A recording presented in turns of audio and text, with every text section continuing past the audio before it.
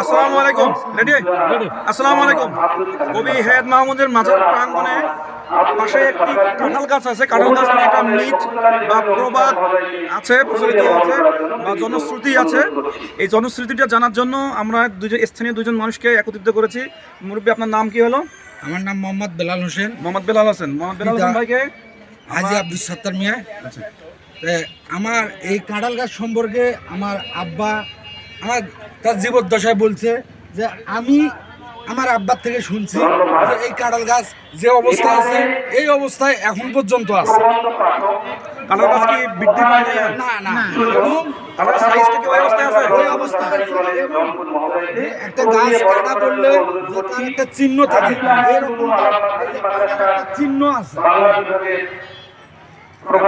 কোনো পরিবর্তন নাই না, এই গাছের পাতা খায়া জনশ্রুতি আছে। যদি কোনো নিয়েতে এই গাছের পাতা খায় তার নাকি মনের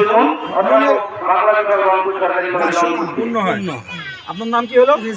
রেজওয়ান। রেজওয়ান ভাই, আপনি কবি কে হন? তাহলে কবির অষ্টম বংশধর রেজওয়ান ভাই, এই যে কাঁঠাল গাছ সম্বন্ধে যে আমরা জনশ্রুতি পাচ্ছি যে এখানে এই কাঁঠাল গাছের পাতা মানুষ সেই জুগাতে খায়, নিয়ত করে খায়। হ্যাঁ, যে কোনো সত্য বিভিন্ন এলাকার মানুষ কিন্তু ইসলাম তো এর সমর্থন করছে না। হ্যাঁ, ইসলাম তো এর সমর্থন করছে না, কিন্তু আপনার পারিপার্শ্বিক ঘটনায় সত্য মনে হচ্ছে। সত্য। আচ্ছা, এই কাঁঠালের গাছ পাতা কি বিক্রি হয় বাইরে? না না না, বিজ্ঞানটা নিয়ত করার জন্য খায় কেউ মানুষ। কি আসলে বিক্রি করছে এরকম? না না না না, কাঁঠাল গাছের আপনার বিক্রি হয় না, এটা মানুষ নিয়ত করে খায়, দেয় আর এই টাকা সিন্ধুকে ফেলায়। আচ্ছা, কাঁঠাল গাছের বয়স কত হবে? 350 থেকে 400। আপনার বাবাকে এই অবস্থা দেখছেন?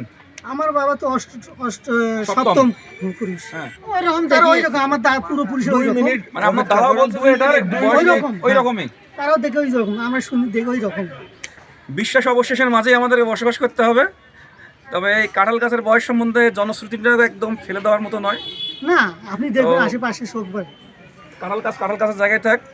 আমাদের পীরগঞ্জের একটা গর্ব কবি হায়াত মাহমুদ, ইনি বাংলাদেশের একটা সম্মানিত স্থানে মানে উপবিষ্ট হোক, এটাই আমাদের কামনা। আসসালামু আলাইকুম। উনি একজন বিচারক, কবি, ওলিয়ে কামেল, এই সুফি ব্যক্তি, সাধক মানুষের। সুন্দর না?